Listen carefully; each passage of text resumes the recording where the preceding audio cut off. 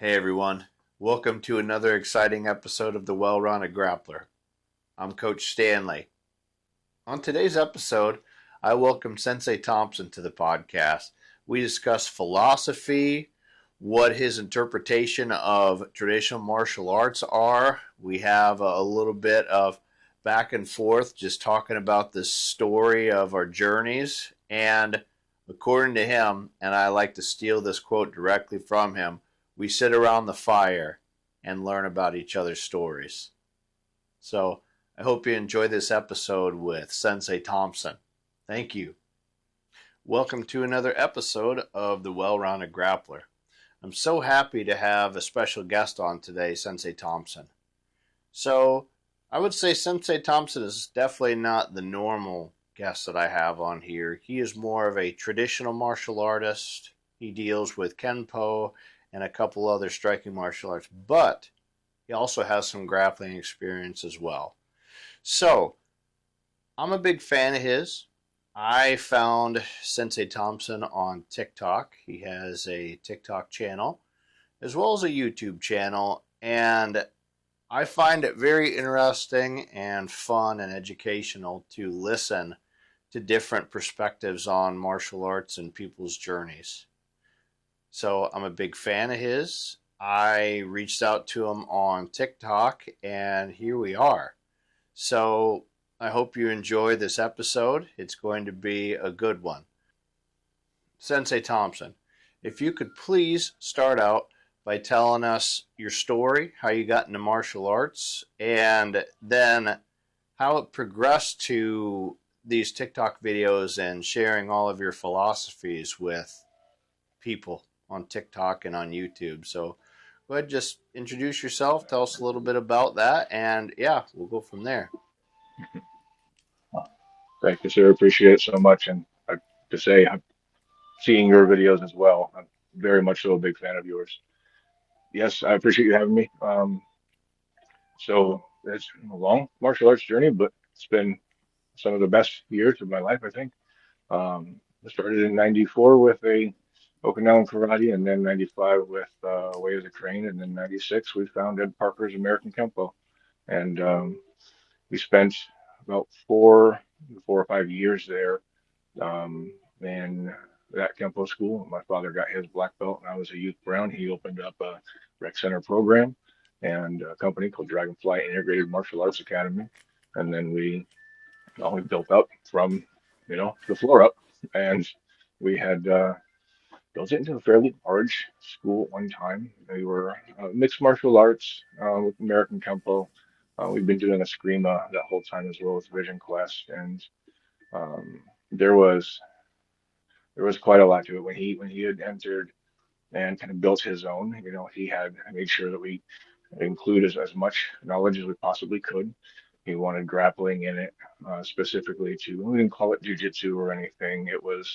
We would do MMA, so we would do ground and pound with that, but we'd also do no strike rounds, to learn. And about 60 all in all, locks and maneuvers were included into my black belt test, including things like throws and judo. And um, so we had that till 2010. It was about 10 years we owned that school, and continued to teach throughout the time, all the way through. I'd gotten my adult black belt before we closed in '09, and then I, of course, being my father, I still trained with him and under him. He's still my instructor today. And oh goodness, it was 2015 was the last time I tested, and my third degree black. And where the story just kind of shifts is when the pandemic hit, because all of us just had to reinvent the wheel and try to figure out what we were doing. Created the online thing and just started trying to make sure I could still do what we all did because we were trying to figure out how we're going to do this with Zoom and all of these things. And so, Mm-hmm. yeah, it's been a wonderful, journey. I think you know what, so much of what this and especially with social media has really helped. I think a lot of us, and I love sitting there, watching your videos and all these people that I've never met before, but I think it's the wonderful thing about the community is that, the martial arts community as a whole, you can go bow in pretty much at any school across the country and they will welcome you with open arms. And it's just got that, atmosphere and that vibe. I think it's just amazing because, social media is pretty well the same way. And, you know, so I think a lot of how all of that comes up with just the culture of who we are and how we behave is just a the underlying principle amongst everything, no matter what you do. I like to say they're like flavors of ice cream. Whatever you like, Yeah. stick with it, and then go cross train. Hmm. So Yeah, absolutely. And I hope you don't mind. I did not wear my gi for this interview. you're okay. I just put on like the motor top. Actually, was doing some filming, and yeah, Okay. no, it's more often than not in plain clothes as well when I'm doing them, and Hmm. I actually have a kung fu top, and I don't do kung fu, but I've had a kung fu top. I just love it because Hmm. meditate in it, and Sure, plus it's like sure. pajamas. It's comfortable. So the dojo that you attend, your father is the instructor. Mhm. Yes. So we he created Dragonfly. Dragonfly as a company closed, but yes, my father's been my instructor since I was really young, actually. And we went to Vision Quest Kempo together, but he started before me in the adult program, of course, and so we kind of just came through that until he was a black belt and kind of ready to go and do his own, and I just went with him. But he's always been a fantastic instructor, and I will quote him often on all the Hmm. channels and stuff, Hmm. especially because, there's just a bond with the family kind of Hmm. a thing. I Hmm. think it's wonderful. I'm sure as you being a parent, that's kind of their goal for your children, right? Like they come up in that way where they're learning, the ways of Hmm. how you be. Yeah. Now? Do you instruct there at all? So my father, yes, I was an instructor with him. There's three of us Okay. that were in Dragonfly. He Hmm. doesn't have a physical location anymore. I do Hmm. this where, well, I go to different places, but often, here in just kind of my basement dojo. Hmm. But yeah, so my father, my stepmother, and myself were the three head instructors for Dragonfly as long as it was Hmm. open, and Hmm. it was amazing. But we haven't. Usually, I mean, well, just like Bruce Lee or anybody else, we go to the gym, we'll go do it in the parking lot, backyard, wherever you are. You just go, Yeah. you know, go practice and teach. Yeah. Yeah. Yeah. And that's awesome that, to piggyback off what you were saying and kind of what I originally said, that we're able to, connect through social media and see others that, that are involved in a path, somewhat similar to our own. And Right. it's interesting because the martial arts in general kind of transcends styles, right? Because as long Absolutely. as it's a martial art that is taught with, a key philosophy and taught for the right way and talk Right. about self improvement and, respect Absolutely. and treating each other Yeah. well and also treating yourself well, it's just it forms bonds pretty quickly. It I does. mean, you also get that in sports as well, or clubs or anything, just any sort of Absolutely. social environments. But I definitely have to say, and I can quote the Matrix to this, that you do not know a man until you fight him. So it's Indeed.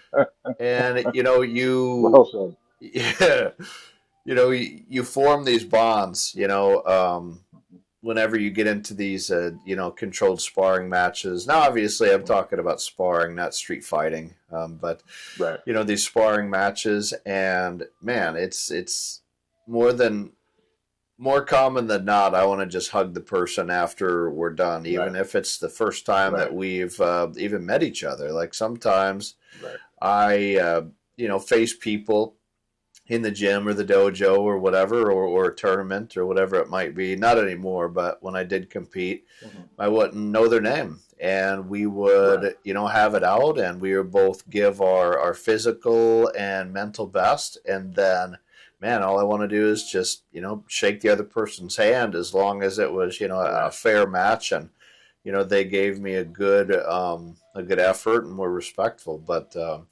Right. one thing that I was saying about what I like in regards to your social media and the things that I see is an underlying principle of explaining philosophy and what martial arts is as a philosophy, and how it's helped you and how you can spread, not just the techniques of martial arts, but also the ideology and the philosophical aspect of martial arts. So the first thing that I want to ask is, what do you think is your own definition of just philosophy in general? It doesn't have to be necessarily martial arts related. Just what is your personal definition of what the word philosophy actually is?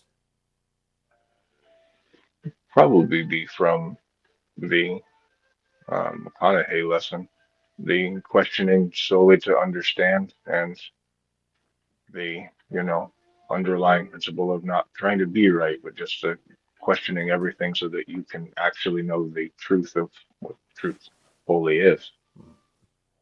That is a fantastic question, though. I'm very interested to hear your answer with that. Oh, to me, philosophy is just a path that people have decided to take in their life and to understand what the deeper meaning of certain things are. And Right. that could be religious, it could be non-religious, it could be the ideology of bettering yourself.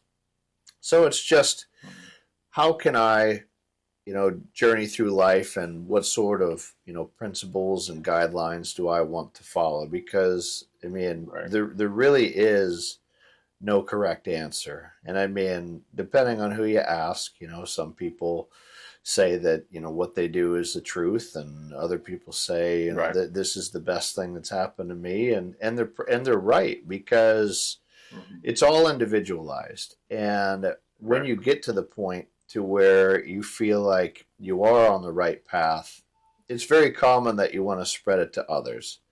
So, Absolutely. as we talked about before too, that if we refer to martial art philosophy, when I was coming through the system when I was younger, I was just kind of going through the motions.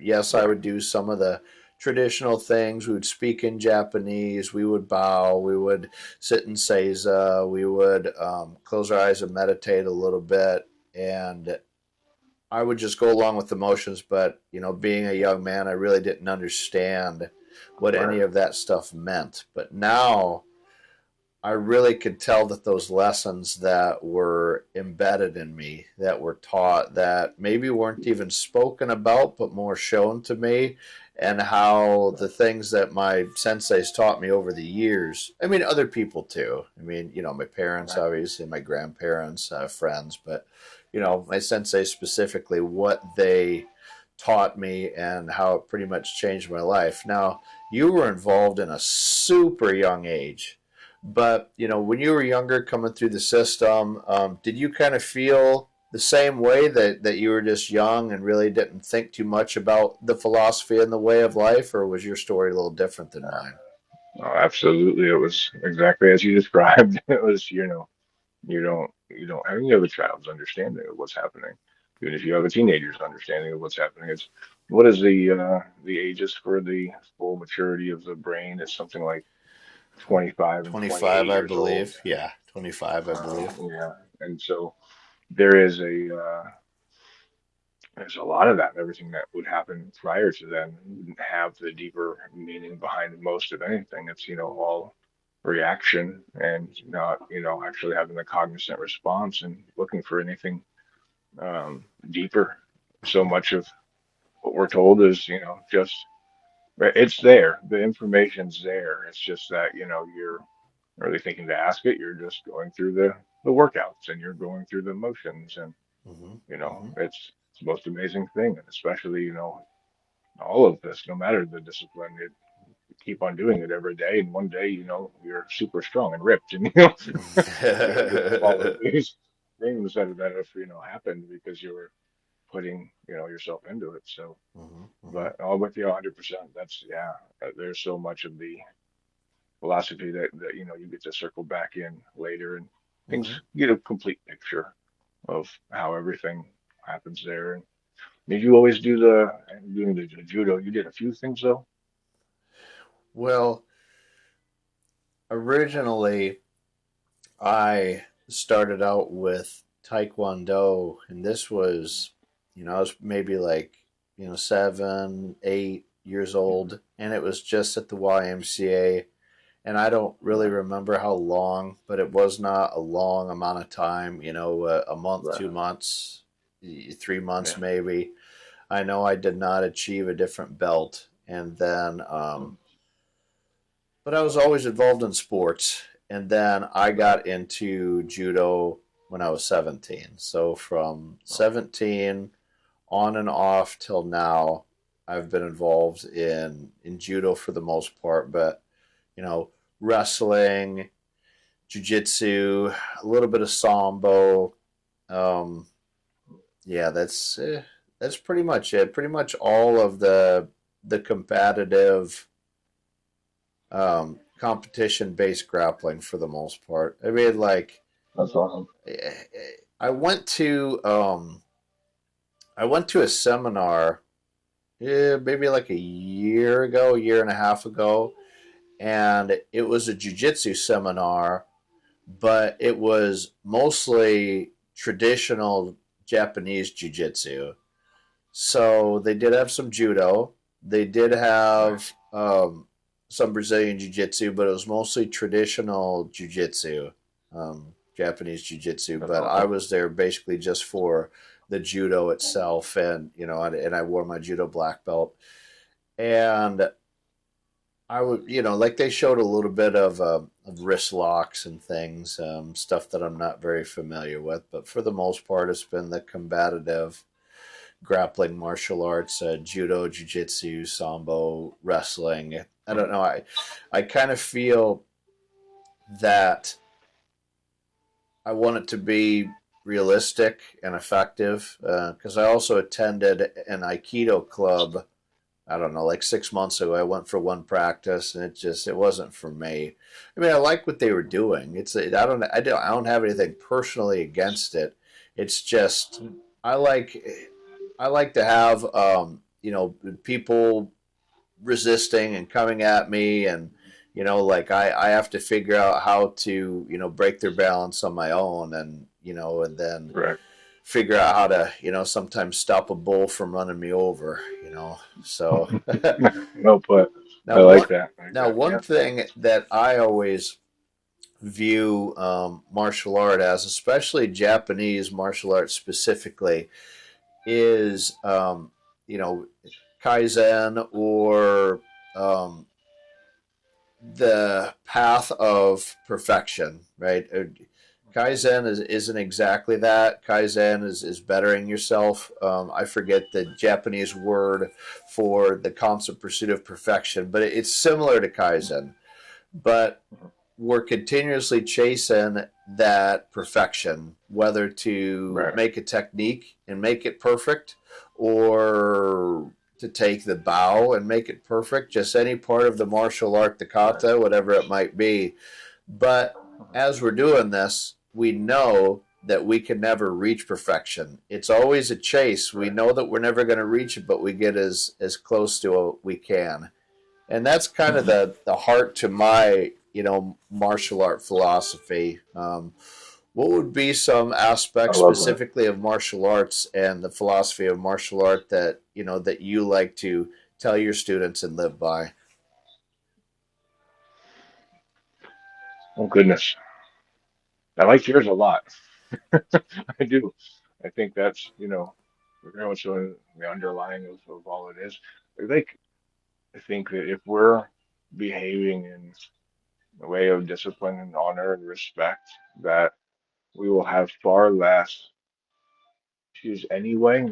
Everything that could arise is usually from situations. There are indeed times where it could just be a straight attack, but I think that for the all-encompassing, it is why we stay and train in martial arts so much is when you have the ability to just walk with, humility, when you've been on the mat and, had somebody half your size throw you around like a rag doll, Yeah. you kind of Uh-huh. get to that point of, wow, okay, so I need Sure. to learn more. And Yeah. you walk through that kind of, humility too. You look at people different, I think. And when situations come, every martial artist I know is like the first people to be like, hey, I just don't want any problems. I'm going this way now. Hmm. And, Hmm. they don't have that, as Sergeant Roy Miller would say, the monkey mind, that Yep.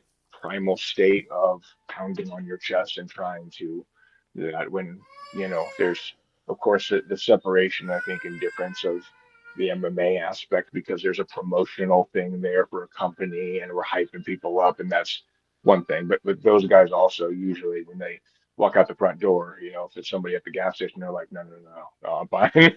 I've had plenty. I don't want to do that anymore. Right. And I think that is, the underlying of how we should be doing with everything, being saying yes sir and no ma'am, how often we do, and and how we just treat everybody around us, how we treat the environment, and how we carry ourselves, and it says more about us than anything else. And I think that even people who are not necessarily martial artists, you familiar with Judge Learned Hand? Mm-mm. As a judge many decades ago. He gave a speech once in New York, and many people had essentially taken the idea of the speech, and the quote has been repeated again and again and again. But it's essentially that the only judgment of a person should be how they treat those who can do nothing for them. Mm. And that idea set of not looking to pull anything in for yourself, and just how you would treat the world, Hmm. how you would treat somebody you don't know, somebody who is, down and out, and those types of things. That says more about the character. And I think for me, that is why we come to these places and why we bow in, Hmm. so that we can, yes, of course, learn the self-defense aspect, but Yeah. so much of the other side pushes most of those things away anyway. Sure. No, absolutely. Excellent I question. agree completely. What do you think is some of the main reasons why martial arts in general teaches us to use what we learn, the techniques, as a last resort? Why is it? Because again, it has to do with people looking from the outside in, Right. and I want to talk a little bit more about your view of like some of your stuff recently about what violence truly is, but Hmm.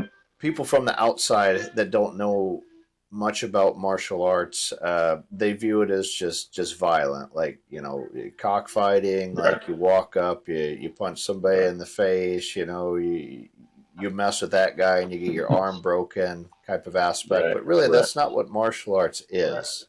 So why do you No. think, No. in your own words, why does martial arts really teach us to use what we know as a very last resort?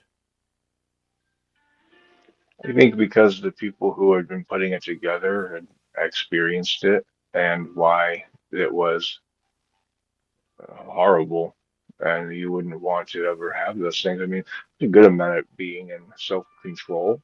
I think that there's huge lessons there, Mm, but I yes. think so. I'm sure so many of the founders, so many of those people had seen it. Think about the founder of any discipline, where they were, the time frame they were.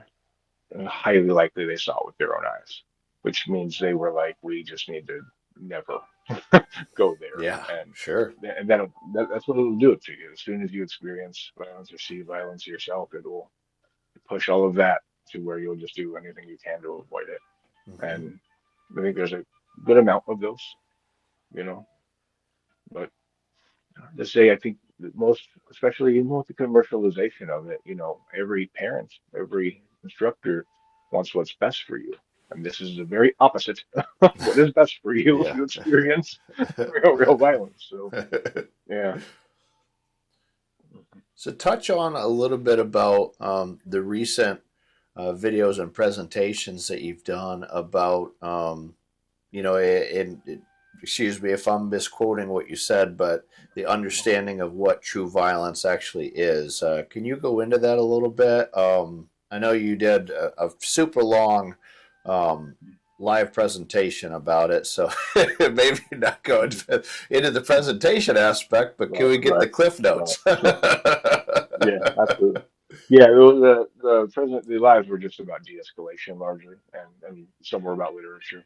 Um, there's a man that I always like to point everybody down the road to, and his name is Sergeant Roy Miller. His protege is Common Sense Self-Defense Solutions, and these guys, they're they're right on the money with this, having experienced it themselves, and it's a very visceral feeling when you've been there.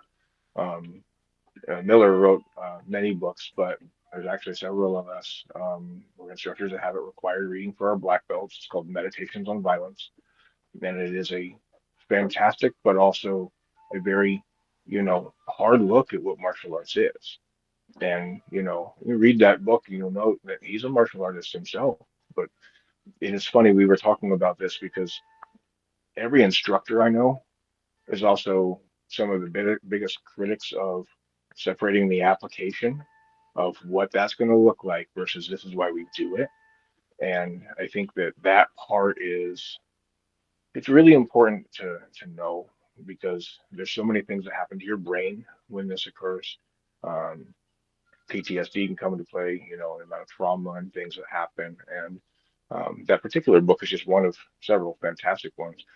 I actually didn't even know his protege or any of his friends and people he'd been around when I started quoting that and just putting it Hmm. on their video saying, "You guys want to read this?" Because he was a CEO and SRT, so he's law enforcement who's just seen the real thing Hmm. with his own eyes, and he transferred it to multiple fantastic books.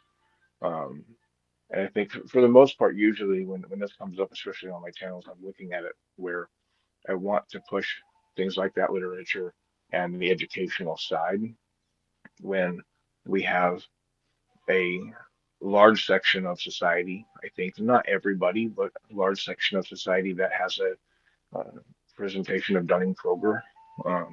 That, by the way, and I know a lot of people think it means that stupid people are stupid. That's not what it means. What it means from the story with McArthur Wheeler, what it means is that people with an unskilled set of a particular skill tend to overestimate and be overconfident, almost to the point that they think that they're an expert in said skill set.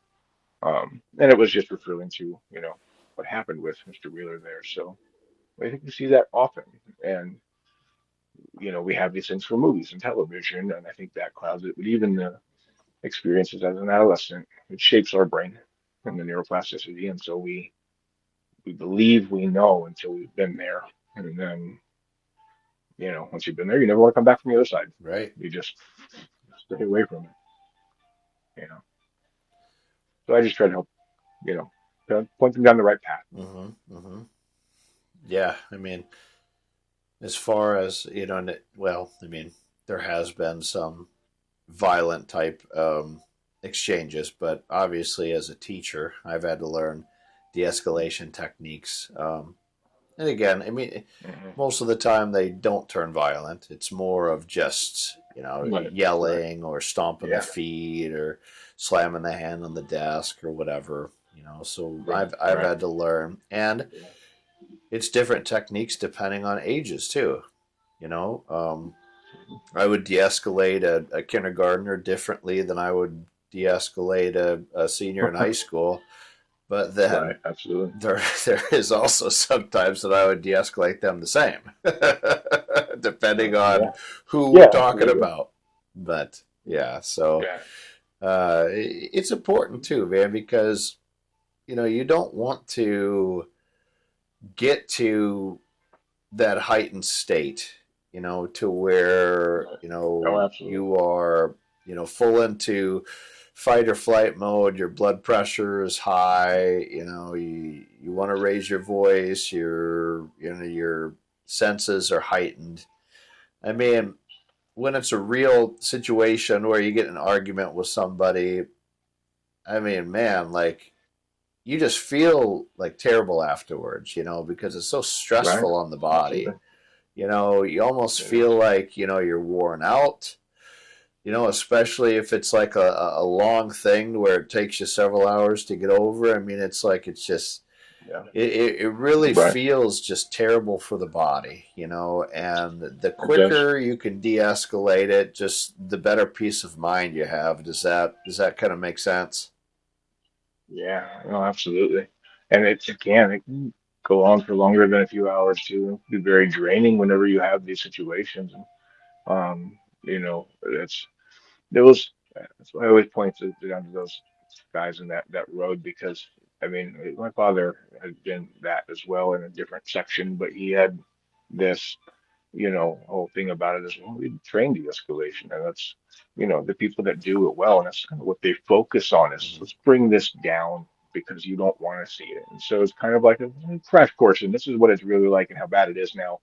Let's never get there, please. Sure. And Yeah. so Right. I think especially with guys who are educators, that's, it's also one of the reasons why I love your videos is because I always look around the room and I see in your students' eyes that, and you can see the wheels turning and they're getting it. And I'm like, okay, that is excellent because, a lot of times you don't have to see that in videos where like students are understanding and they're just paying attention. But I'm sure you've seen the difference from the classroom to the dojo when they're, sitting there just kind of looking around where they're actually like standing there in front of you going, how did you do that? Yeah. Show me that again, please. Yeah. There's a real, you know, connect there, I think. Hmm. Yeah. Thank you Yeah. so much. I've kind of, made it one of my missions as an educator, whether it's in the classroom, but especially in the grappling realm and martial art realm.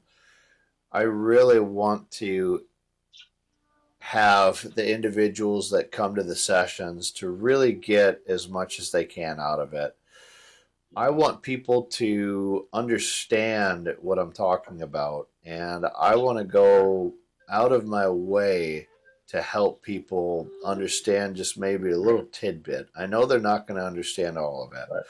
but Right. to see those gears turning and see that light bulb come on whenever they do understand the technique. And I have different Yeah. strategies. Some, you have the different learning styles. People that see, people that hear, people that go through the Right. motions, things like that. Right. And I try to hit all those, and I That's try awesome. to really hone in on people and try my best to help them understand. And I mean, by all means, do I make mistakes all the time? And there are times to where people are just absolutely dumbfounded on what I just did, and it's like, okay, obviously we had to take a step back. Literally, nobody Right. Right. understands what I just showed or what Right. I was just talking about. Right. So let's take a step Yeah. back. So I obviously did a terrible job at explaining that. So,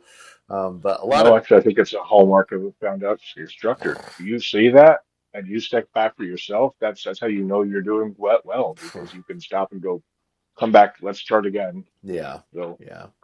I mean, you do it very, very well. and it comes from time too. There was, Right. Right. there's points throughout my education career, both on the mat and in the classroom, to where I had to kind of prove myself to people.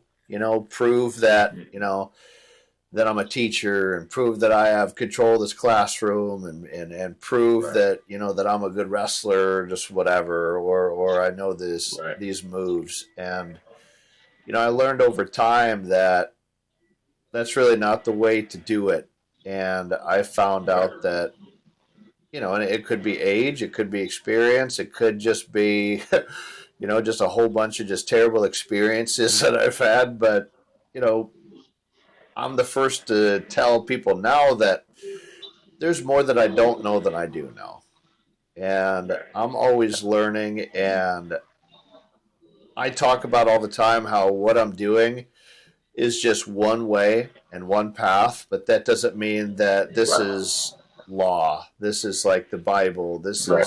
This is just Right. one person's perspective that has been doing it for a long Right. time that I think is a good way, you know.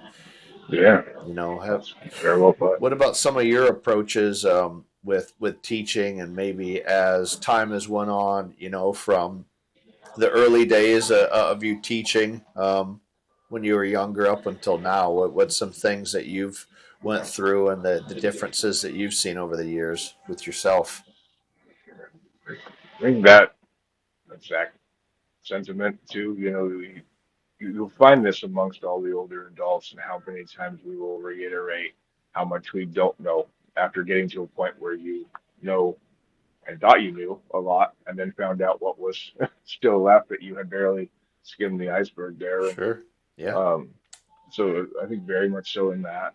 I think that it is similar sentiments exactly. And that just the things we'll say is that there's a mountain of going up the trail, and we should always go sit by the fires of everyone who's taken a different trail than us and learn from their stories, and especially those who are in the opposite camp, because it's with them that we'll learn the most. We just listen to understand and not listen to be right.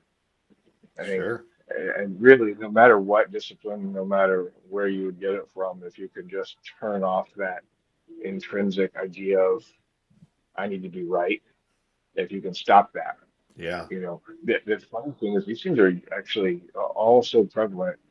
There's a good section of law enforcement that will use it. I don't know, probably heard this before. They have a thing where they'll come in to do an interview with you about, an event or something that happened, and they'll just make a statement about something that they know isn't factual, and the person can't help but correct the record, like by saying, no, no, no, that's not how it was.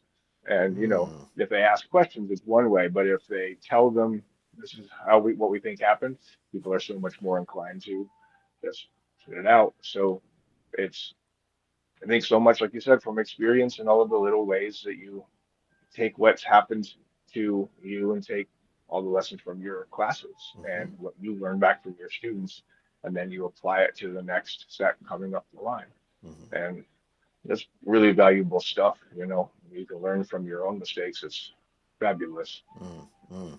Yeah, absolutely. Yeah. One thing that I like to ask long term martial artists is, what do they view is a fighter and a martial artist? Are they two different things, or are they the same? And why do you say that? A martial artist, I would say, would not be a fighter.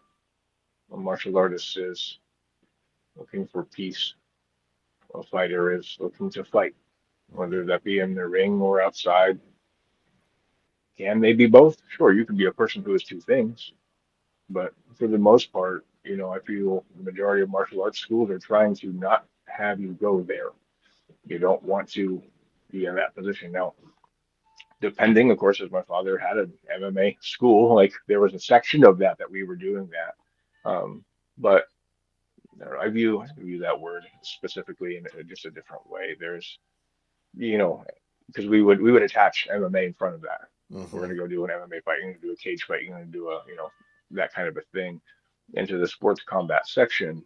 Of course, you could do both, and many, many Mm. are. That's why it's called mixed martial arts, and how they have this stuff with the UFC and everything, and Sure. all the companies. But Yeah. every long-term martial artist I know would tell you I don't want to fight. Sure. And, you know, that's a very good question, though. I'd love to hear your answer on that. Yeah. And I agree with you completely that there is a difference between a martial artist and a fighter. A martial artist most of the time is looking in every aspect to try to get out of a fight, you know. Yeah. And the thing is too, you can view it as just a person that relatively has, you know, no to little training as well, or the people that say that they got a black belt from the street, you Yeah. know, Yeah. those guys, the street fighters that have no control and no training, Hmm. they find out very quickly when they face somebody that does have training Yeah. what that really means. Oh, yeah. Yeah. But again, it's, you know, it's sometimes the fighter has the something to prove, Right. Sometimes they're really an individual that is sad on the inside, that is insecure, that has had something traumatic happen to them in their life. Right. So that's why they're so angry all the time, right? Because something deep down is bothering them, Right. and that's the only way that they know how to deal with it. Or sometimes it's an attention thing. Hmm. People want to be noticed, Well so said. people want to put on this persona of a bad guy or a tough guy Hmm. or something like that. And again, it's sometimes just for attention, you know. Right. So Yeah. that people, the people that are just fighters that are looking for a fight that want to just cause violence, there's usually something else going on. Right. Or they're decently immature, right? Like Right. they have not matured out of Right. just whatever stage that they're in.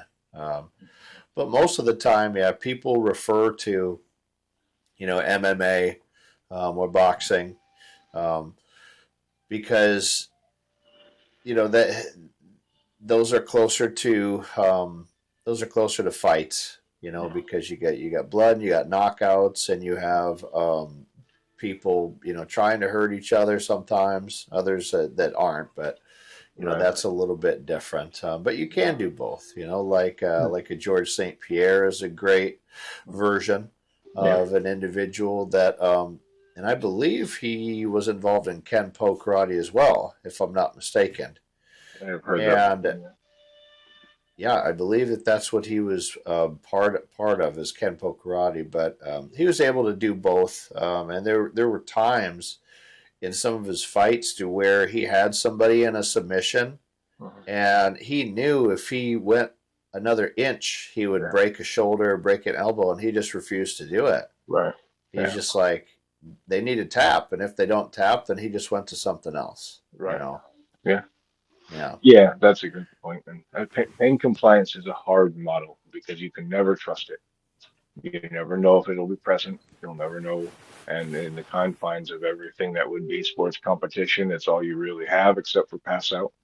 Um, but in that environment, it's a whole different thing. I know fantastic martial artists that are, or MMA fighting, cage fighting, when doing that kind of a thing. I think it's, probably some of the best athletes. They got these huge gas tanks. They can just anybody who could fight five Mm-hmm. 5 minute rounds is like crazy Yeah. impressive, Sure. and Yeah.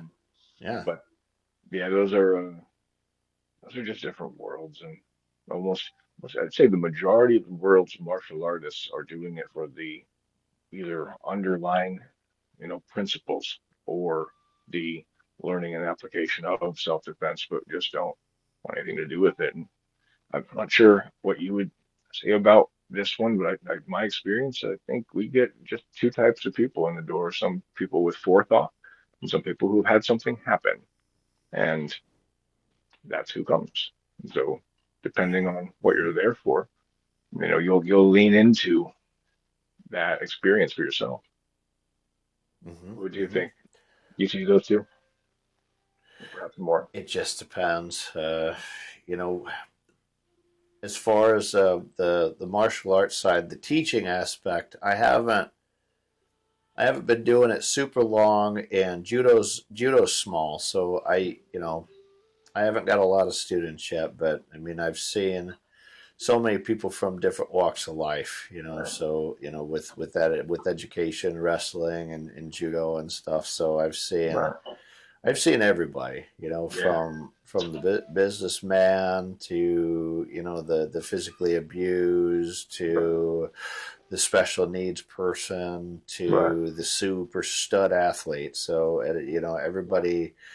That's the great thing about martial arts in general is that you can have such a wide range of people that do it. And Mhm. the thing that's a trump card, I think, with martial arts is the fact that you don't have to ever compete if you don't want to. Right. Yeah. Absolutely. No, for So sure. That's a very if good you point. take a look at something like wrestling, Mhm. it is associated with the Mhm. school system, and it's Right, based right, around competition. You right. know, Yeah, it's if you're involved in a school sport, whether right. it's wrestling, baseball, basketball, football, Yeah, you can't just, like come on the team and just practice and like you're not going to never compete. want to Right. get into a game. Yeah, yeah. It's kind of like it's embedded in the sport, Right. and Yeah, martial arts kind of supersedes sport, and it goes into a lifestyle. So, right. I've heard statistics of 5%. I've heard statistics of 25% of people that within a dojo actually compete. Mhm. If there is a competitive aspect to it, Right. Yeah, between 5 and 25%. right, Five would be the low side of people that compete within a club, and 25 would be pretty high. you right. know. Yeah. No, absolutely. Now, what would you There's- say is your main style of martial art these days, or is it kind of a culmination of a couple different things? So I just did my own thing with Parker's Kempo, and so it's very Kempo, but I mixed uh, Kempo with our open hand, the karate aspect of empty hand with Muay Thai. And so I have Mm. a rewritten version of Parker's Kempo with each style, basically. So I've got Kempo that's Muay Thai, Kempo that's Kali, and then Kempo that is 2A. And so we just took all of these things, and Ed Parker touched on every one of them in his system. He went through everything. They think that he thought was, applicable then, and it's like 1950s. So Mm. um, he always said he based it off of the type of fighting he found in his environment when he was in Hawaii. And so there is a whole lot of those that I basically had just took in a combative's way at Kempo and redid it in less techniques, but in what I felt would give more of a efficacy. But Yeah. for all of our in-person people, I absolutely we include groundwork. You have to for all of those. And speaking to the reasons why I like your work so much, this it's one of those huge misconceptions about what violence is because I've never seen anything that was real that didn't at one point end up in a clinch at bare minimum. You're getting in there. Yeah. That's happening. Or you're going to the ground. Yeah. But like it's Right. almost always like the ones that didn't end up in a clinch because one of them got knocked down too for quick, and that's Yeah. how that Sure. happened. So like either way, you're there, and I know there's always a lot of statistics around it, and I think that's something that's always talked about too. 90% of fights go to the ground, and I don't Mm. I almost don't like the percentiles because I would say that would have to be demographically dependent. I've seen a lot of stuff stay Sure. standing. I've seen a lot of stuff go to the ground. Um, I think in one way or another, probably at least one person is going to the ground. Doesn't mean that they both are, because you could be, Mm-hmm. getting ground and pound while they're still standing. But if you know Yeah. what you're doing with judo and jiu-jitsu and grappling and wrestling, then if that happens to you, you can bring them with you, and Sure. they then Mm-hmm. enter your Mm-hmm. world, and Mm-hmm. one of Yeah. the most important because if you obviously all of us who flopped around like a fish for the first year or two on the mat going, how do I got this? That's really humbling. It's not like standing up at all. And yeah, Yeah. It's different. It's different. I went up to Colton Brown, the Colton Brown Training Center, about a month ago now, and Colton was a two-time Olympian in judo, and he has a very big competitive club with a lot of 20-year-old black belts that are trying to win national titles. So I, as a 25-year black belt, was on the ground flopping around like a fish for the majority of my time up there. yeah, yeah, Yeah. that happens, and it's it's always interesting because all of this that our society has with ego is largely dropped as soon as you hit the mat. It's from Oh everybody my leading to gosh. And we see it all the time with everything from size to even gender. And we were talking about that the other day with Helena over there and how she's been just Yep. rolling through people. And it's one of the things we always have to look at is it really doesn't matter. Skill is skill. What you know how to do is what you know how to do. Yeah. What you're good at, these Mm-hmm. are different Yeah. things. So you can never, and it's what we always tell everybody, don't judge a book by its cover. You don't know what's coming. No. And once you do know Yeah. what's coming, you're gonna wish you didn't if you go there. So, Mm-hmm. you know, Sure. Yeah. yeah. Do you know much about the history of Kempo? Is it an American style specifically? Ed Parker's and Tracy's is, but well, Tracy's also went back and traced roots. So Ed Parker's, yes, but Kempo itself, no.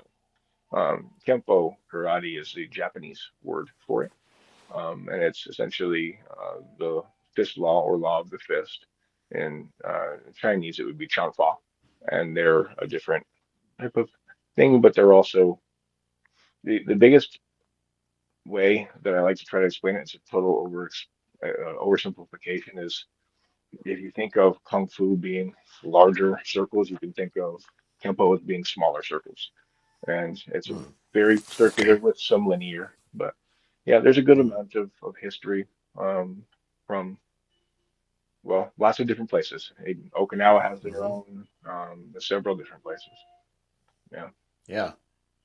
Interesting. So then, what was Ed Parker's style before that? Was it just a traditional Kempo, or was it other stuff? So we called it American Kempo because that's where he was coming from. It's Kempo is from how he did everything. He would call it Chinese boxing. He ended up naming it a Japanese name. He, I think, like all of us, he pulled the MMA card because it wasn't just one thing. And you know what's funny is that if you go back and read about everybody, that's what almost all of them did. Like almost all of Mm-hmm. them pulled like as Yeah. much as they could from all the information. Even Mm-hmm. combatives and Mm-hmm. Krav Maga was done that same way if you read the history on it. But yeah, he took things from throws from judo. He took different things from. I think a little bit of grappling in there. We'll have positional recovery and things like encounter with danger and but they have kind of an eclectic mix. But they weren't. Mm-hmm. The first thing that they were going over was a Kempo Jitsu, and he had from his teachers from William Chow and James Mitos, and everybody kind of brought their own things. Tracy's Mm-hmm. were with Parker until they went off, and they went back, and like a lot of people who were with Parker for a long time, and some of his black belts, they went back to tracing roots to the Chinese origin. Um, There was a whole lot of cross training. You can find several pictures of Ed Parker with Bruce Lee and Chuck Norris and his, tournaments there in California in the IKKA. And so they would just kind of gather, just as we do now on social media, as many people and Yeah. welcome them and, Mm. you know, kind of just made friends with everybody and they would go change and, exchange ideas. Mm-hmm. Yeah. Yeah, it was, I read statistics and read into martial arts history and read all sorts of different books or well mostly listen to them, mostly Right. audiobooks, but read books as well. But according to a lot of the statistics that I still follow, is karate is still the number one most popular martial art in the United States, which Mm. is kind of surprising to me because I don't, maybe it's because, again, from the different areas that I'm from, like I'm from Illinois or, Sure. now I live in North Carolina. It might just be kind of what I just see around me, but Mm. I don't hardly see any karate schools around anymore. But jujitsu is just gigantic everywhere, it seems like. But again, according to these statistics, karate is still number one, which is interesting to me. So if you take karate as a whole, and that could go into a big broad spectrums of different styles of karate. But what would you say are either the largest karate styles in the United States or in the world? Is there kind of a couple main ones that are a lot bigger than others? So yes, and I can tell you that that exact reason why that statistic would say that is because karate is not one thing. Karate is many Mm. styles. There are so many different ones, and so when you encompass that, you're taking everything from every style of karate and putting it all together. So you've now taken all Kempo karate schools and put it all with all Shotokan schools, with all Kyokushin schools, with all Shorin schools. And so if you combine them all, then yeah, there's a whole bunch because that's actually, what I would imagine even the people who write the statistics are probably not aware of just how many there are. Uh-huh. Sensei Noah and Sensei Kyle talk on this often. There's so many fantastic senseis on TikTok. I love it. There really are. And, it's, yeah, I would say the biggest one's probably in the Kyokushin to Shotokan to or Shorin, and there's so many. Um, at last I was researching it, 183 styles of martial arts in existence today, not including all of the ones that are no longer around. And Mm. so Oh from wow. from what I recall, it was 2500 2500 BCE. Some of the first depiction of it in Sanskrit, and a good amount of it between Egypt and India, and of course China. But there's just been so many that are what we would consider how Latin essentially is now a dead language, even though it's a derivative of so much we have put together with all of the things that we speak. Um, there is just so much of it that has been built up and kind of adapted along the way. But I would imagine Shotokan, Kyokushin, Ryurin. There's there's just so many of them. I think Parker's is kind of. I mean, we're around. I don't know that we would even crack the top 10 anymore, honestly. No, Mm. Parker, when he did what he did, he spread it worldwide. There's a lot Yeah. of Kempo schools that were around, but we've also lost so many of the greats. Um, so many of the greats and the original, first people. So I think there's a lot of people who have been trained in Kempo that don't do it anymore. And I see that Okay. myself because of all the schools that I've come from. We were talking about this the other day. My father will come and put on a kimono with me occasionally, and I'm very thankful for that. But he is the last of my lineage that will. Everybody Mm. else has hung it up of all of my instructors, and so Mm. I've had to go to different places, and I try to do that anyway and cross train. But yeah, it's a huge amount of crying. I think that that'll probably just because of how many there are, that'll probably not change. Um, that I was looking at it. There's Brazilian jiu-jitsu, there's Japanese jiu-jitsu, and that there are differences in like how these things come to be. But when we're taking them, like, or maybe it's a question I could ask you. Do you think in another 100 years there will be a Chilean jiu-jitsu as an established, or an Ecuadorian, or an Argentinian, or even a Kentuckian um, type of jiu-jitsu in 100 years that's somewhere where it's sprouted out in popularity? Oh, absolutely. I mean, absolutely.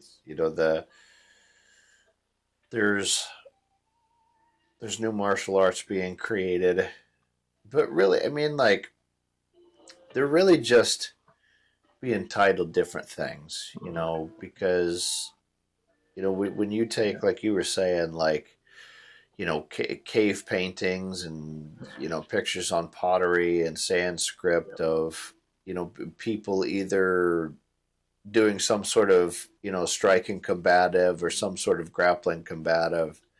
right. It all just kind of cycles, right? It's just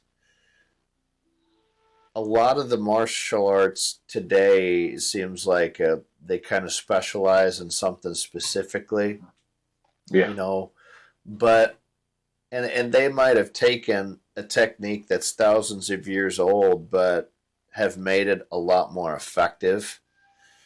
Mm-hmm. But martial arts is just a cycle. There's absolutely going to be different martial arts. When you talk about 100 years ago, there wasn't any Brazilian Jiu-Jitsu. There There wasn't any wasn't Kempo karate a either. good amount of modern martial arts 100 years Right. ago. Judo was Yeah. just in its infancy 150 years ago. But Mm-hmm. then you got you know things like Japanese Jiu-Jitsu and Kung Fu and Right. well, just say wrestling in general. Right. That is Yeah. arguably the oldest Right. form of Right. physical combat is wrestling. Yeah. You know, Yeah. so absolutely, it's going to change. There's going to be new things introduced. Like, well, here's like an example. Have you ever heard of catch can wrestling No, I or have not. catch wrestling? No, but okay, so catch wrestling. I don't know how old it is. It might be quite a bit older than I think it is, but it was very popular in the UK and the United States in the early 1900s. Mm-hmm. And actually, folk style wrestling in the United States basically came from that style, but it was a submission wrestling style. So similar to jiu-jitsu, similar to folk style wrestling. It, but it comes and goes, and it's like people still practice it, and you see the moves, and somebody does it in jiu-jitsu, and a catch wrestler will be like, well, I saw that move 50 years ago. So it's like it just kind of depends. It just is ebbs and flows. It cycles in, Right. so who knows? Like, Well said. Krav Maga is at least newer in the spotlight. I don't know how old it is technically, but I know as far as It's under 100 being years. somewhat popular, it's Right. one of the newer popular martial arts, I would say, is Krav Maga. But they claim that that's an Israeli military self defense. So So who Krav Maga is knows? a different. Yeah. It's generally considered combatives, but there are schools that have commercialized their version of it and put with belts on it. That's happened a few times, but it's usually considered. So there's two Krav Magas. There's what you can get commercially, and then there is Krav Maga that is, yes, Israeli militant. It's called Security Forces Krav Maga, Mm, and it's specifically only given to military, police, and some security. And so you have to be having a reason to put handcuffs on people, mm, and then mm-hmm, you can go mm-hmm. through that. And there's tiers of it. Um, Sure. but there's a lot of things like that. Koga's like that. McMAP, Marine Corps Martial Arts programs like that. You got to be with those people. And no, it's a good Mm-hmm. point. Um, that it's funny you mentioned that because when I was reading on that initially with Krav Maga, they they talked about how the founder there had included some things from judo, Oh, and of course. that's Yeah. reinvented, but it's not really reinventing the wheel. It's a wonderful instructor, Mr. Kanata. He always says human motion is human motion. And when you asked me earlier about that, about my style, I almost said, I almost said, well, it's a style of human motion because Yeah. Uh-huh. you Uh-huh. you only move so many ways, and I think it's a kinesiology of how our bodies move and how they're not meant to move. Mm-hmm. Do you know they say Mm-hmm. the Mm-hmm. best martial artists are in the world are doctors and nurses because they know exactly how it's not supposed to be put back together, Right, so yeah. they know exactly how to take you apart. I loved that. I thought that was genius. Like they would, Mm. yes, so indeed. so excuse me for my, the stupidity, but No, no, you're good. No, no, no. a question ran across my mind. So, karate in general is an umbrella, like you were saying, with all the different styles. So either in your experience or from what you know about karate, if you were to go into um, a style that's not kempo, a style Mhm. that you do not have any rank in, kyokushin or whatever it might be, Mhm. is it appropriate or how would that go if you were to walk into that dojo with a black belt on? Is it welcomed? Is it not welcomed? Does it depend? Like, talk to me a little bit about that, because, for instance, like, I'm a judo black belt, but when I started jiu-jitsu, I wore a white belt. It's not Right. exactly the same. It's similar, but it's not the same. So what about karate? Because I really would like to know this, and kind of understand that a little better. So it would depend on if you know them. If you know them, by all means, please come. I tell everybody who has rank in anything to step on the floor, wear your rank, you earned it. Come and wear your uniform. If you don't know them and you're walking into a commercial school, that's pretty faux pas. Yeah, that would be looked at very strangely. If you walked into Okay. regular clothes and had it in your bag and said, I actually have a kimono, this is what I do, most likely, most instructors would look at you and say, that's fantastic. Would you like to use our change room and come out? Um, it really depends, I think, at the level of black belt. So it's a very common thing in Kempo schools when you go and visit, you either don't have your rank on, you just have your kimono, or you have a black belt with different black belt with kanji or something that has the stripes removed. And it's just out of respect to them. It can be whether you're higher ranking or lower ranking than them as far as a 1 through 10, it doesn't really matter. It's just that you're not representing that there. That's the only thing to say as Okay. far as that goes. I think everybody to that, it really just kind of depends. You have stripes on your belt, like the yellow ones or the red ones or any of those? In judo, Yeah. what was the question? You have any stripes on your belt for like representing first degree, second degree, out and up, or is it black, flat black, or kanji black? Traditionally, no. Um, Okay. but I I think, and from what I've been doing, I kind of like the stripe system, and I'm seeing it more with Right. judo. And you really never saw it before. Like, 20 years ago, I would Right. never see stripes on a judo belt. Right. But me and my own club, and at the club that I teach for, I do give stripes, Nice. because I mean, you're going to be a belt for a long time. I mean, Yeah. you're going to have at least well, everybody's different. And again, Right. one of my issues, and also not an issue, is there's no, like, 100% clear guidelines on how to promote in judo. Okay, Mhm. so there lies problems, but then Right. that also gives freedom as well. You Right. know, like, I know some people that are giving out, yellow belts just after a couple months. Right. Right, wrong, or indifferent. They're the sensei. I'm not going to agree or disagree, Right. but as Yeah. far as me, it's going to Right. be at least a year. Okay. And then and we're talking about adults here too. So, Right. because sometimes they have half and half belts, Right. like, I'm Sensory. going to Yeah. promote. I'm going to promote one of my students to a half yellow, half white belt soon, Hmm. at the beginning of next year, because she deserves it. She's going to test for it, but I mean, Right. I'm sure she'll do fine. But then I'm going to make my yellow belts, wait probably 2 years before I give them the green belt, And again, Mhm. it's like there's Right. no guidelines on it.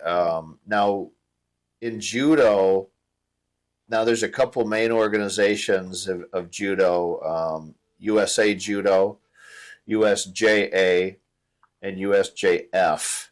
And I think there's some other smaller ones, but those are kind of the main ones. Right. And all of them basically say that if you're a higher belt, you Mhm. can promote somebody to one belt below yours. So Right. if I'm a first degree black belt, I could promote up to brown. Right. Um, and now I'm a second degree black belt, so I can promote up to first degree to Oh, your shodan. right. And then once you get up to, I think, fifth degree, then you have to go in front of a council of peers and higher ranking individuals that are part of that organization.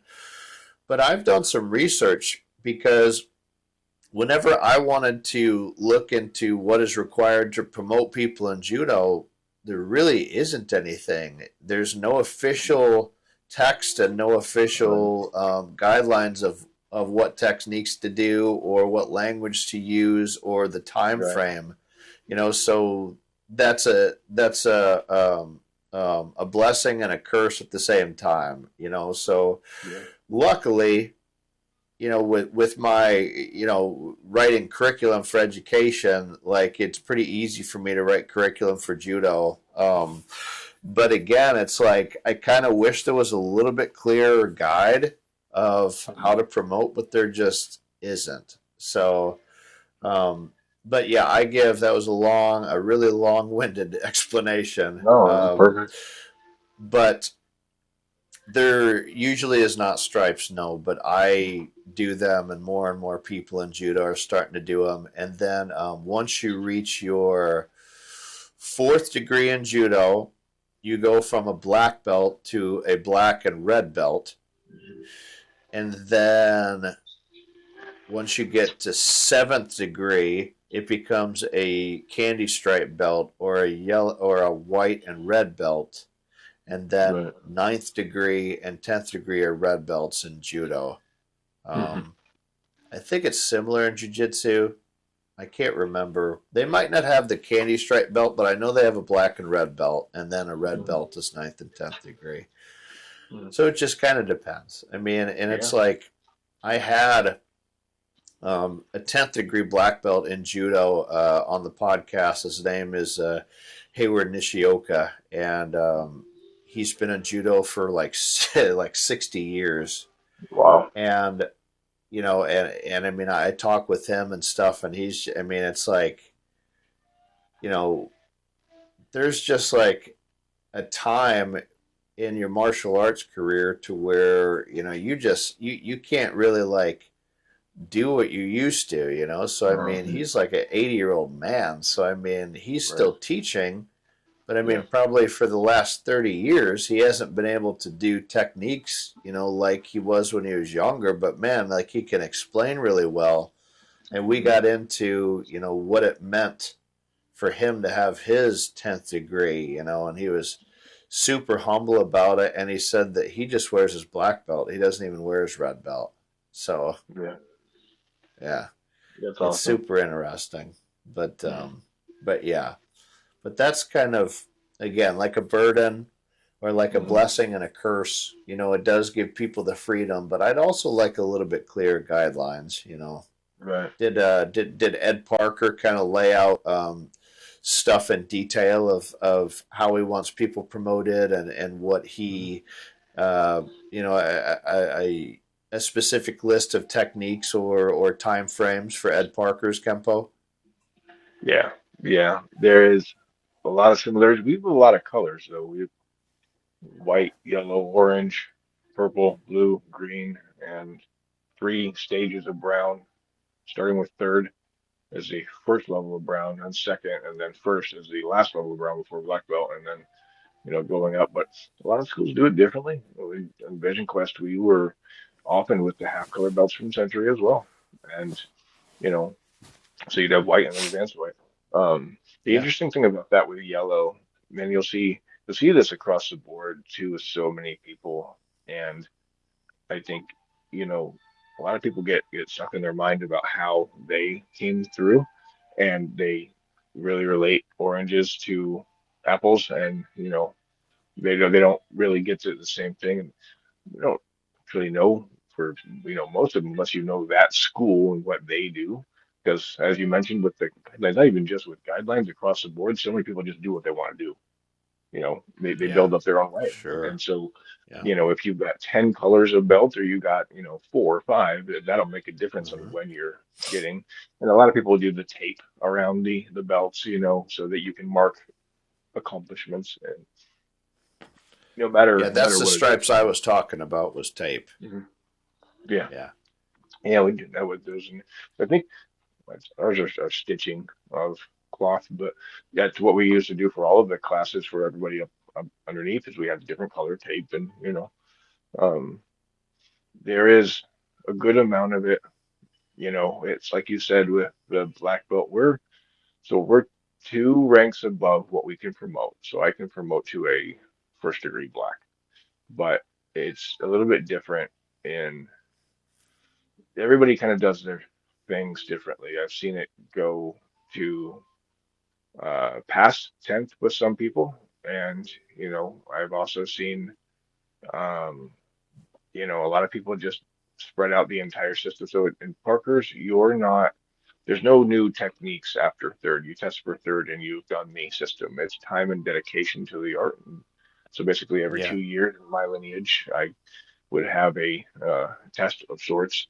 And my father's and how he did it, he had ended at fifth.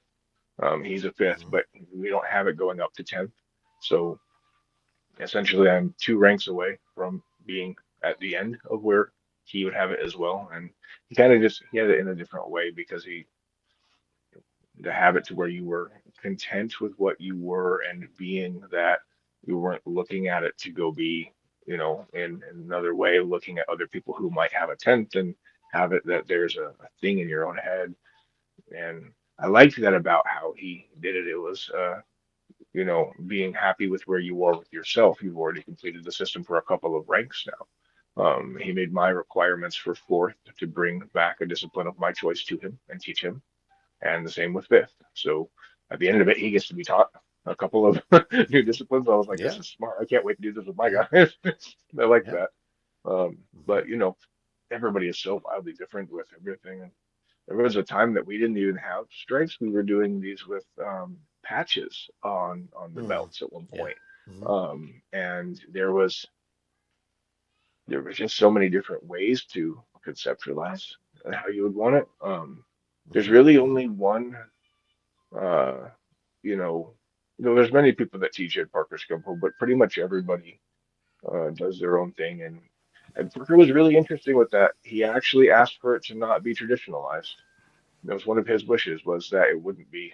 So, you know, it's Hmm. very interesting. And I was going to ask, how many are there? Just because I'm not sure on the color part. The 2 years absolutely makes sense if you've got this where. So I know that we always talked about that with the jiu-jitsu guys too. Is they would give you like one technique a week, and you had to get really good at that technique, and then you could go to where you might get a piece of tape after a month or two, and they would give you like so many. I know they all do it differently, but is there like the belt structure of yellow? You said to green. Is that right? And, and again, it's like depending on the organization, Right. Right. and Okay. it's up to the sensei. Right. Yeah. So I came through with six belts: white, yellow, orange, green, brown, Hmm. black. Okay. Me, Yeah. I'm gonna do five belts. Again, like similar to jujitsu. So I'm gonna do Nice. white, yellow, green, brown, black, and then Nice. judo does have 3 degrees of brown starting at third, Right. just like you were talking about. Yeah. But then, some incorporate an orange belt as an adult. Sometimes there's more belts for kids. I've seen a Right. blue Yeah. belt in judo. I've seen a purple belt in jujitsu. Right. I'm sorry, in judo. Right. So it just all depends. But I'm doing Yeah, that's five cool. belts. That's awesome. Um, did you know who is mostly accredited for creating the belt system for martial arts? The founder of judo. That's right, Jigoro Kano. So at least he's accredited to it. But there's also the old myth, and the more that I've researched it, the more it points to being a myth and not factual at all, on how a black belt is just a belt that's become dirty over time. Have you heard that before? Hmm. Yeah. Yeah, I heard So that because of tying your kimono and it would just become dirty, but they were also, and everybody in that culture was also very cleanly usually. So it would be yeah. weird if they had that. Right. Yeah. Yeah. It's a myth, but I've heard Right. it. Whispers of it being true. Over my 25 years, but yeah, it Right. points to being a myth of everybody starts as a white belt, and then Mhm. just over time the belt becomes dirtier and dirtier, and then it becomes black. Right. But Let's I see if I'm gonna do also that. sometimes get cracked up about this. You see some of the, and pardon me for laughing if you do this, but the individual that have a black belt so dang long that it's starting to shred apart, and you see the white belt underneath, and it's just like a tattered belt. I don't know. I So think it's funny, but yeah, that that actually has become the coveted belt in so much of it because it kind of goes back to the white. And I've yeah, seen that across the board. And I didn't understand it really either when I saw it. I was like, why are you wearing a rag? yeah, But it kind of yeah. speaks to the amount of time that they've done it. And so, like Of Sensei course, Thompson Senior is totally like that from how many times. And I asked him, "Are you gonna put on the master's belt at the red stripe around the black?" And he said, "I like my belt. There's nothing wrong with it. It's not broke. We don't fix it." And I was like, right? "Okay." But it Yeah. does. I mean, I think at a certain point, it absolutely speaks to how long you've been doing it. And I was using that one. I had a decent amount of fraying on mine, but I don't have too much white Mm-hmm. sticking through yet. And Mm-hmm. I've seen that across so many places. And I mean, I do like the ideology in that, you know, that would represent more, I think of your dedication to it. Then again, it's also 2025. People can just go buy online anything. So you can do that. Yeah. But, you know, I think it's also nice with us with the videos. You can see it over the years and it seems to be coming that way. And, there's so many different things. We all have our own, patches and things, and we all kind of do our own way. Mm-hmm. And Mm-hmm. um, Mm-hmm. and I like that. I think that creative side is so cool with how you do it. And you know, some in Kung Fu with sashes, and many of them don't do that at all. And so many of our brothers and sisters and combatives could, you know, not care whatsoever for any of the garments. And I always say, it's kind of like cosplay. We're not even allowed to wear rank outside. So I can go out in this, but unless it's Halloween, I'm not allowed to step outside in my rank. It's like a whole thing with Mm-hmm. them. And I like cosplay. I'm not knocking it. I love the kimono. I just can't wear it outside, like because you want to know a good way to never get attacked. Walk outside in this. People will look at you Yeah. and they're like, Right. there was a disagreement at a playground once when my daughter was really young, and I just took off my belt, and no kidding, I didn't even have patches on.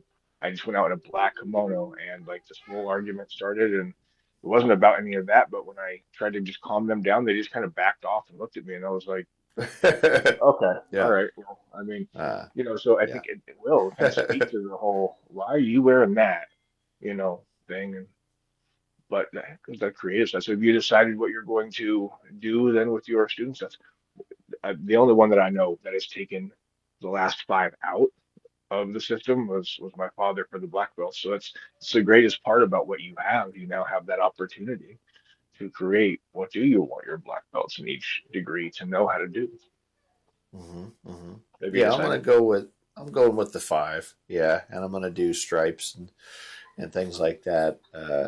And then also, I really do think, and it's I think all kind of black belts, well, maybe not all, but I would say a good amount of they get influenced by other things, or they found a certain way of Right, striking or grappling, whatever it might be, that they've become skilled at, knowledgeable about. So right, they show those things, yeah, like me as a black belt and a teacher.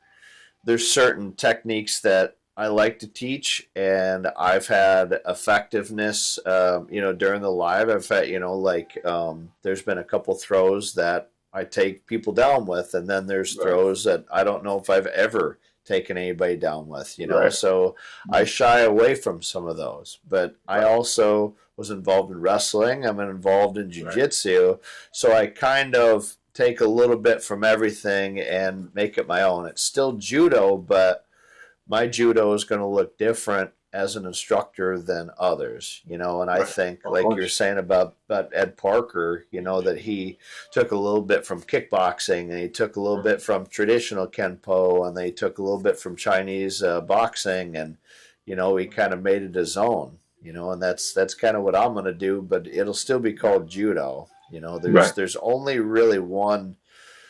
I mean, there's only really one style of judo, honestly, but what does that mean even? There's so Mhm. many different ways to teach it, and I've gone into these deep discussions about this, the difference between judo the art and judo the competition, the sport.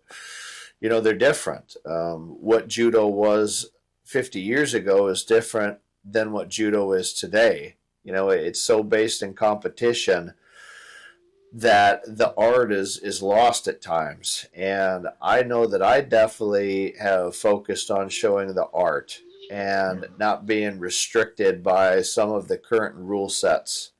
And Right. it's interesting because that's the exact opposite of the way that I came through the system. We Mhm. always were taught these are the current rules of judo. This is how we're going to do judo. Yeah.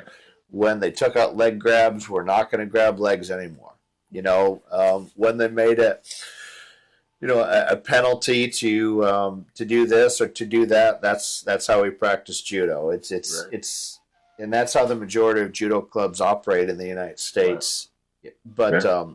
me, I like showing the art, and Right. I think things like leg attacks are important. And when you as a good judo player faces somebody that is a good wrestler and they go right after your legs, I mean, man, it's difficult to not get taken down by them. Mhm. So it's important to show leg attacks and things like that. As far as I'm talking, like single legs, double legs, Yeah.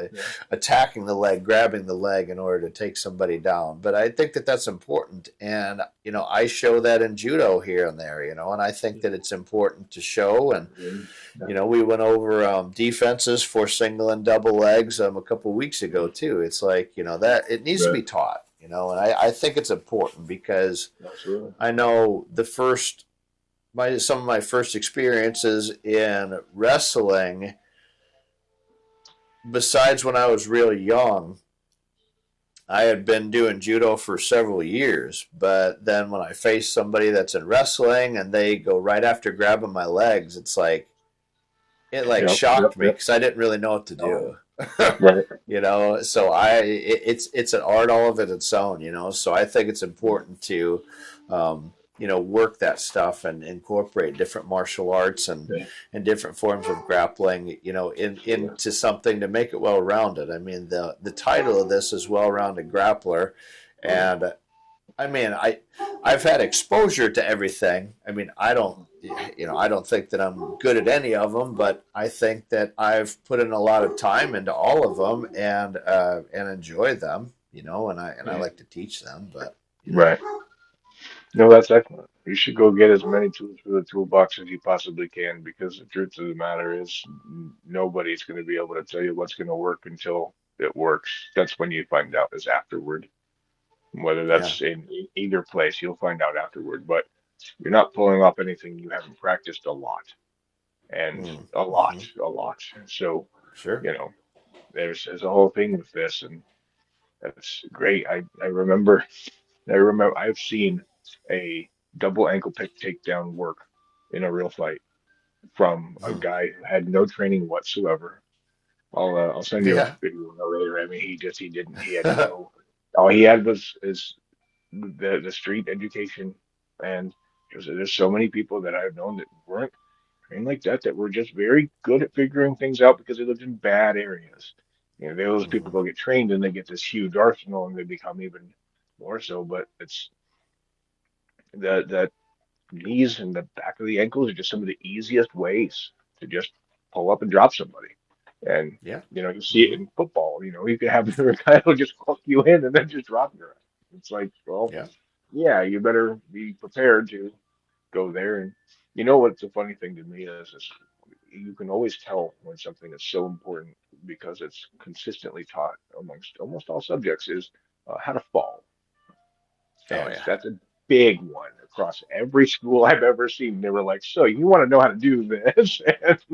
And that is always like a pretty prevalent practice. And mm-hmm. there are, God, there's so many of them. I think that, you know, be incorporating. to have. And I love that about your podcast style there. If you're incorporating, what you've gotten from your experience, because everybody who gets to, sit by your fire and listen from those, learn that lesson vicariously, and it's the best way to learn it is by hearing the story, not living it. Mm-hmm. You can hear the story, then that just it means that you won't have to go through the same kind of pain. Mm-hmm. And Mm-hmm. ultimately, I think that's what we want for all of our students and all of our kids. Yeah, We want you to have a better life. We want you to not have to have this pain. And sure. I can speak it to you so you don't have to feel it. That's a great thing. And but no, that's awesome with those. I think if you build, your system in your way, maybe you should write the book on Hmm. what is going to be the requirements for every degree of black Yeah. belt in And judo. then all 10 people would read it. So Maybe the start. You're surprised how quickly things can become put in place and traditionalized. I would imagine that Kano and everybody else didn't really think that it was going to be that's what it was and what it became. I mm-hmm. sincerely Mm-hmm. doubt that Mr. Parker, I'm sure he had a vision, but not to go to that extreme of, he got to live it for the most part too. And so, all of these guys who get to see these things come up through, Mm-hmm. decades and even century, that, and you absolutely could write it. And it's going to be about how many people Mm-hmm. relate to the reality of what you're doing. Given your experience, you probably, well, be the change. You Mm. could make it. I hope so. I really hope so. I'm just enjoying the journey and enjoying the process. And I've gone through different approaches and feelings and things like this because I coached wrestling for for 16 years, and I was also, I competed in judo for about maybe like 8 years. All like local small level stuff, just amateur level things. I mean, there was some tournaments that were bigger, but I never had any intentions of trying to win a national title or like go to the Olympics or anything. I mean, I got Right. into it too late anyway. But Sure. um, man, I completely lost my train of thought. What I was gonna say. Oh man, About the I wrestling don't even know. and experiencing. Oh yeah. So with the sport aspect,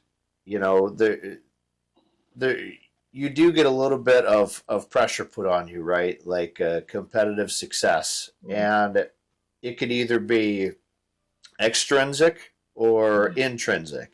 mm, And for me, it was intrinsic for sure.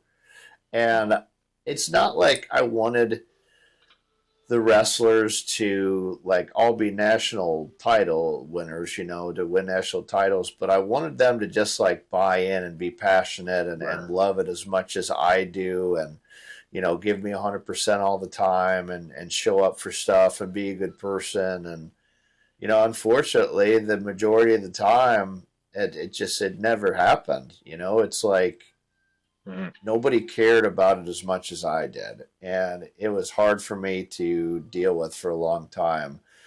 And I put, and it's stressful. And I put a lot of thought into that of, why is such and such not here? And why are they mm, not giving me their best effort? And why do they just want to jack around instead of getting better? And why do they want to do this? And it was always like focusing on kind of the things I probably should have not been focusing on as a head coach. And me as a judo instructor, like I am like 180 degrees completely different. Like people that come, I'm happy they're there.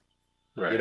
If they never Yeah. want to compete, I'm happy with it. If they got questions, I'm happy. If Right. they're there and they just come once a month, but they're enjoying it and they're smiling and and they keep coming back even if it's here and there. Like I'm happy about it, Right. and I'm Absolutely. not focusing on the competitive aspect about it anymore because Mm, it's a recreational view is a lot less stressful. I can tell you that. Hmm. So, Yeah.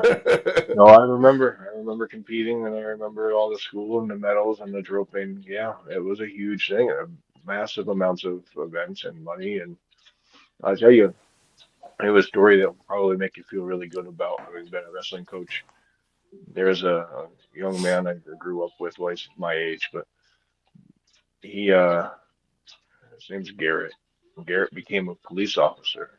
And he was always a really strong kid. He was always a really humble kid, but when Garrett became a cop, he was telling me once about how he ended up in a real fight on duty with three people who were uh, less than favorable and on some things, and so they were attacking him, and he said that one of them had gotten to his back, got him on the ground, and they crossed his leg up over top of him, and he said he remembered uh, a remove from wrestling that was illegal that his coach told him not to do, and you know he used it to snap that yeah, leg and win that fight. And he was in a small town, so there was no backup yeah, there immediately. He had to take all three of these yeah. people on by himself. And Hmm. as we tell everybody, I'm sure everybody in the grappling world knows what we tell all the karate students too, do not let them get to your back. You've got a real big problem if that happens. And a lot of our instructors would say, they get to your back, you're dead. Just think of it that Hmm. way. And, Hmm. Hmm. you know, I think, I don't know if Garrett heard that from his wrestling instructor or not in those words, but you never know how the teachings that you put out there are going to affect people because somewhere out there, there's a wrestling coach that saved Garrett's life. And he remembered this thing from wrestling, and this is like decades Hmm. later. But he went Right. snapping. He got up and he got out of Yeah. there and took them Sure. on. So that one little tool, for him, Hmm. and you never know what tool it's going to be. It could be any Yeah. one of them, and I think that's Yeah. amazing. And I hope he called his wrestling coach and was like, "Hey, thanks for that." I haven't Yeah. spoken to him in Remember a that long time. movie you told me never to do? I did it. Yeah, So. yeah. I believe that's how it's going. Yes, that's one of those things, man. You end up in something real, you don't know what's going to come out. But wouldn't you want to have the biggest tool bag ever to go collect as much Sure. information? And you can focus even on smaller things, and a dozen moves in each area, it'd probably be fine. But Hmm. you end up with defense and offense for each thing. Like the Hmm. people you've taught already, though, you don't know. They might end up having to really use it. And so important. No, I mean, there's plenty of good stories that I have, and again, like I try to focus on those now. It's Right. just I'm also, I've been told, and after I was told, I definitely see it. But I've been told I'm a perfectionist, Mm. and it's true. And I have to kind of let go of some of that perfectionist tendencies, Right. especially when it's something that's out of my control completely. It's like, Right. you know, but no, I've had wrestlers and former students and people that I've been involved in martial arts with that went on to have good careers and various things. People that went on to the military that said they give credit to wrestling for getting through that because of how Right. difficult wrestling practices were. There's individuals that quote martial arts or grappling or wrestling or whatever it might be, changed their life and made them the man or the woman they are today. So I mean, there's a whole bunch of them. It's just like I said, when I'm going through the motions, when I was a head coach, it's just I had trouble seeing those good things. I was always focused on the things that were not happening, Right. and that's not the way to go through it, No. and if I ever were to go back to coaching wrestling, I would probably just be a volunteer, honestly, because my most enjoyable years as a wrestling coach were the volunteer years, because I Yep. just Yep. came and I just coached, I just like showed moves and wrestled with the kids and just laughed and Right. like had no responsibility. It was great. Right. I Right. just was doing it for free, The so grand it's grandparent it's version. just different. Yeah, Right. but I've had a lot of good times, and good times with judo, and good times in jujitsu, and so I mean, everything's all good. Mm. Life's good. I take a much more recreational approach now, and it is Mhm. much more stress free. I can tell you that. So, Yeah. as we wrap it up here, because we're about at an hour and a half, Mhm. I want to touch on the subject of bringing kids up in the dojo, right? Mhm. Raising kids in the dojo and having kids come through the martial arts system, Right. because my daughter Olivia is just over 2 years old, and she was coming to wrestling practices as Mhm. a basically a newborn, and coming to wrestling matches as a newborn. And when I started teaching judo, she was 6 months old, sitting there in one of those little rockers, watching from the side. And there were times, and I look back and I think it's kind of funny, because while you're going through it again, you don't really realize it. But I mean, there was times at the beginning to where she would cry almost the whole time, man. And it's like I could barely teach at all. Mhm. And now she's been on the mat with me for a year and a half now. She's not training, but Right. she's there. She's In in the the environment. dojo. She's around those people. She's seeing people exercise. She's seeing daddy, Right. teach others, and carry myself in a respectful way. So, I mean, you obviously don't know any different, because you were raised in a dojo, and then you said that you brought some of your kids through the Mhm. dojo as well. So, Mhm. what's your opinion on that? Like, either what it's done for you, the differences maybe you've seen in your own kids, and just some pros of at a very early age being introduced to that sort of environment. Yeah, I think the bond is probably stronger because you have this to be able to focus on, and I just couldn't pick a better thing for it to be, with the respect and integrity and honor and discipline. But I think so many of them, my father did with his children as well. All of my siblings, I'm the oldest brother, but they've all come through. I only have one sister who had gotten her black belt when she was younger. Um, but I think it deeply affected all of us and just how we behave. It was just martial arts is about behavior, and you know there is so much there for the children. The environment itself, from all of the things that go to, you know, like any other medium, like you were talking about with baseball and football and soccer, they can go learn those things there. But in that atmosphere, for them to be able to grow around this, so that it's kind of like anything else with that in that world, that if it's not kept away from them, they're not curious about it. You know, why we teach children not to go put their hand on the stove, because it's going to be hot. And, like they never actually do that because we explain this can hurt you. And same thing with any type of a weapon, no matter the weapon, you don't put your hand on this. And so they have this deeper understanding. So whenever they're out there, at whatever age, if they see something, a scuffle happening in the street, it's not going to shock them. It's not going to, I mean, it might shock them, but it's not going to shock them where they're, just frozen completely. Being around that and seeing it, and they know what to do about this, especially as they get older, they're aware of the next steps.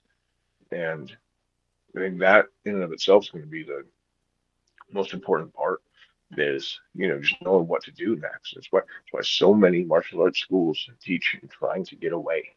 We don't want you there. We want our children out of there now, and like as soon as possible. Um, Mm-hmm. and I think that really speaks to why we do this with so many of the kids. We're trying to get the kids to get into that mindset of, we need you back home as soon as possible. Don't go there, or do the little Mm-hmm. tiniest amount that you have to be able to stop it. And do a large amount of how we teach adults. in a similar but different way.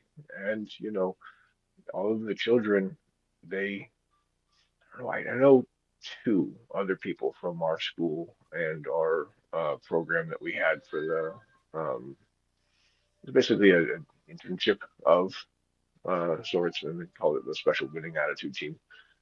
But all of those of us who learned how to become martial arts instructors for all those years, there's a few of them still around. But most most everybody, you can put your kid in a military school camp, or you can put your kid in a karate school, and they don't have to go live there on site with military. Um, Sure.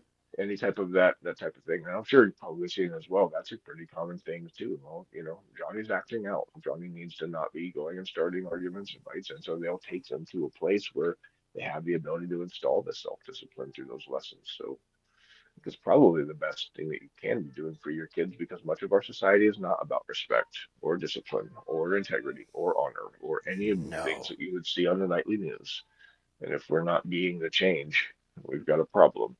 We kind of have to take them there through any medium of sport, but it's good with that in making sure that they know what next steps are when they see something real. Mhm. What is your philosophy on it? I'm not sure yet because Olivia's young. Mm, So I'm hoping that whatever whatever she decides to do and get into that is something positive.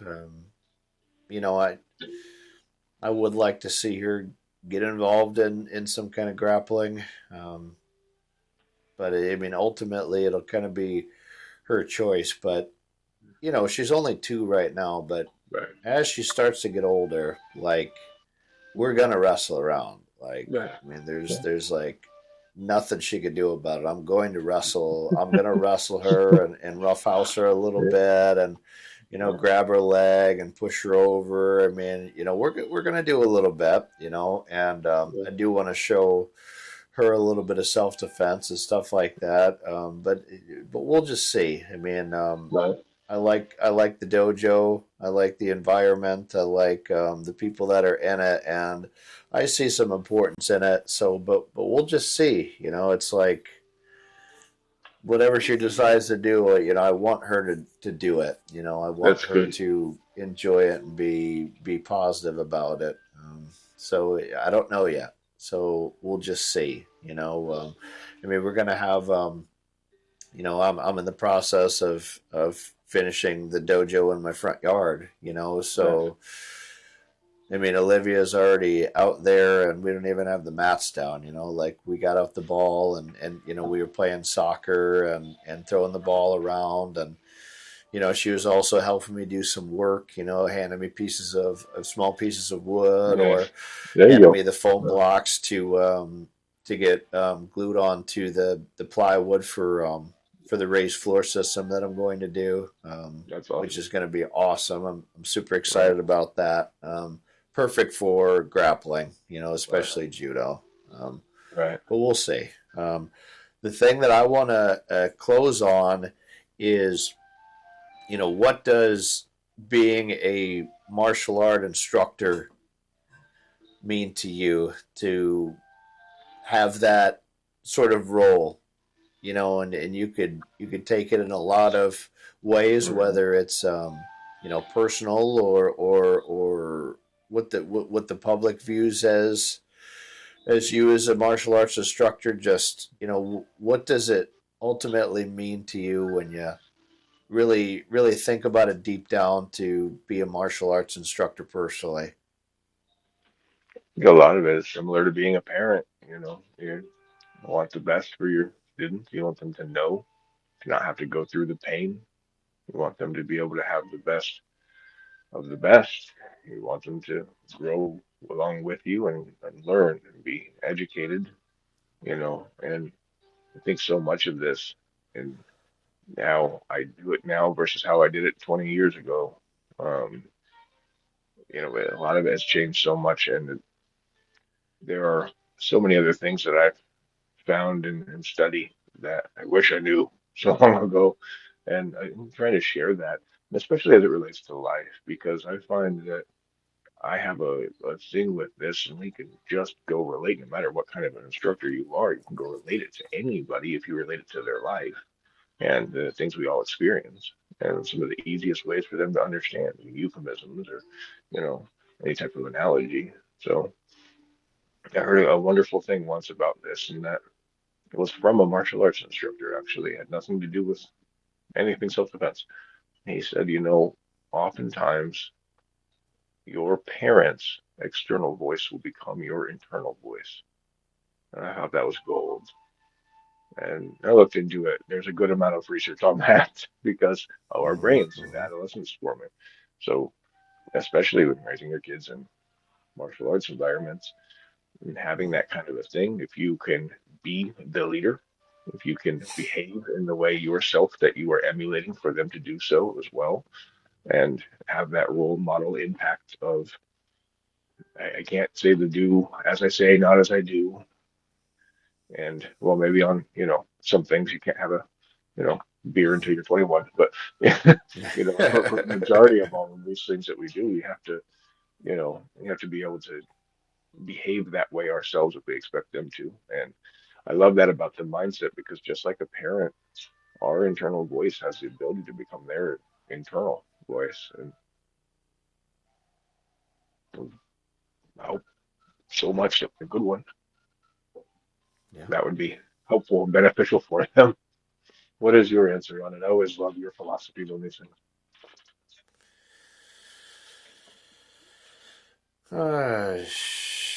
I mean, I view it as, well, I mean, what does sensei mean as teacher, right? I really view it as a teaching role, and I've said this about quite a few things that I've done, either in the classroom or as a wrestling coach or as a judo instructor, that I'm just teaching you about life, but I just happen to show you some wrestling moves along the way, That's is beautiful. is kind of what I do. But That's beautiful. I would like to end with a quote that I'm going to steal directly from you, sir, because I absolutely love the quote that you say, and it has been an honor to sit at the fire and listen to your story today, sir. Thank you, sir. Appreciate you. Thank you so much, Sensei, for having me. It was amazing. And Any anything on closing today before we take off? well, we can't do a pass it down. I'll have to make a video on what that is later. But very much so appreciate it. And it's always an honor to speak with you and to speak with you as many more times in any setting, including this one or any other. So I appreciate it very much. Now, what part of Virginia are you in? I'm not in Virginia. I'm in You're not a Virginia. no, I'm sorry. The essentially, well, you could call it Ohio, or you could call it West Virginia, or you could call it Pennsylvania. But I'm in that Appalachian structure of the mountains where they all kind of Oh, just okay. merge, and it's deep, deep mountains, deep mountains, Okay. Appalachia, but Okay. not too far I from gotcha. you though. I was looking at Okay. it on the map. Okay.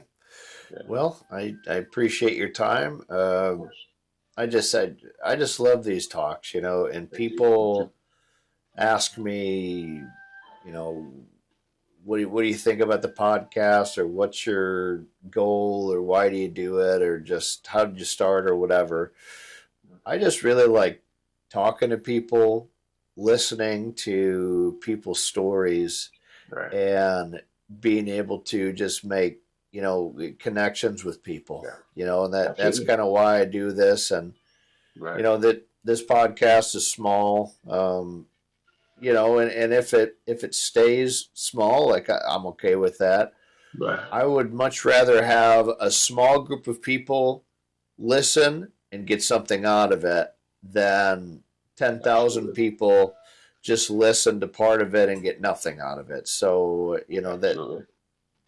if somebody could get something out of this podcast and our interview and our talk that helps them along their journey, that's really what it's about. It honestly has been like that since the beginning, and I hope that that it stays that way, and like I Yeah. said, the people that do listen, it's awesome, and I Mhm. appreciate them. It's a small group of people, but it's cool that people can listen to the podcast and find out a little bit about you, right? Like I knew nothing about you before I started seeing your TikTok videos, and there's been people I've had on the podcast that people in the judo community have never heard of, right? Like some people that are older, like Right. that 10th Yeah. degree black Mhm. belt, like they don't know who that is, but they're able to Right. listen to 60 years of wisdom, and it's Right. like the Yeah. people that listen from beginning to end are just blown away,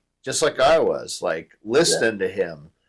And like I've had some authors on the podcast, and some people are such good storytellers that you just get like mesmerized by their voice. Like you're just like, Mhm. because I mean, it's like it's just, it's cool. It's cool that I'm able to meet these people, and I think that they're interesting, and I learn something from every episode, and it's Yeah. just fun for me, and that's really what it's about. So I mean, Right. like I said, thank you for coming on. It's been insightful, and I really like, like I said, that you're kind of an old soul, and I like hearing some of your philosophy and perspective, because a lot of that stuff is lost, and people just don't talk like, like talk and Right. act like that anymore, and it's Right. and it's refreshing to see Right. that it's been instilled in you. Indeed. Yes. Thank you, sir. Appreciate you very much. So I liked your last guest as well. He was fantastic. I haven't seen as many, though. I've been going through and find the remaining episodes. You just started putting it on video? yep, I only have 3 episodes that are on video, and I have 50 that are audio only. Okay. And you um, have a site for so them? uh, so if you want to find all of them, all 53, 54 episodes, you can find on Spotify, Well Rounded Grappler. Awesome. And then I've slowly started putting them on YouTube.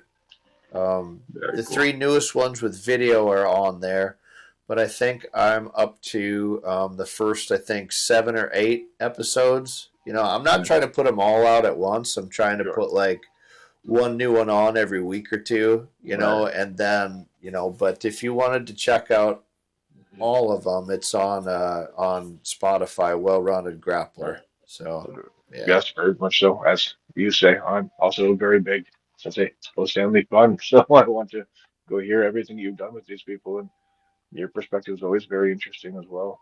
It's, Thank you. things you don't hear about any more often, the way you relate to them. And when people watching now, they probably see my eyes and my gears turning, understanding what you're saying. And I love that because I saw it in all your students and your videos and the understanding of what you were saying. It was amazing. I hope so. I appreciate anybody wanting to listen to the old man. So, Even if it's but I other old think, men, we'll get there. yeah. Well, thank you so much. Yes, sir. I think we're going to close it out, but Sure. I'll be in touch. It'll take me a little bit to get this together, Of but course. I would imagine. I'll have the full episode out, and then I'll do a couple snippets, on TikTok, like I did with some of the other guests I've had. A couple Right. clips of stuff that I really enjoyed. So if Right.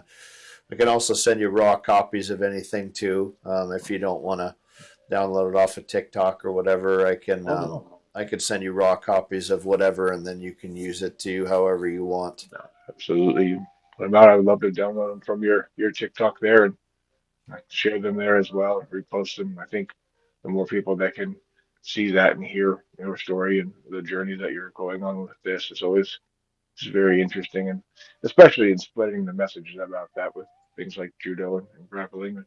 The clinch is super, super, super, super common. You'd be surprised how quickly you're going to end up there if it goes to be a real situation. And that's just one of the things that I've seen in comments before, and I'm like, you don't know, no, no, no. You want to listen to what he's saying. And using, Yeah, yeah, sure. that technique to go to the ground is going to be very helpful for you. So, Oh, yeah. well, thank you, sir. I appreciate you so much. Thank you. Hope you have a great evening, and I'll be in touch. And I'll be watching your stuff as always. Thank you. I appreciate it. Thank you, sir. All Have a right. good night.